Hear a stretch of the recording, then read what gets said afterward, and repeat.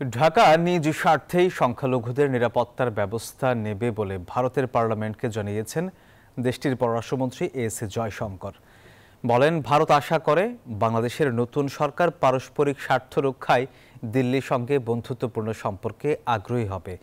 ভারতের পররাষ্ট্রমন্ত্রী বলেন, বাংলাদেশে সংখ্যালঘুদের প্রতি আচরণ ভারতের জন্য উদ্বেগের বিষয়। তবে নয়াদিল্লি আশা করে ঢাকা তার নিজ স্বার্থেই সংখ্যালঘুদের নিরাপত্তার জন্য ব্যবস্থা নেবে।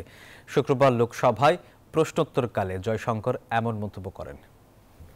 Because of the very concern, there have been multiple incidents of there is any expectation in any of our neighbors.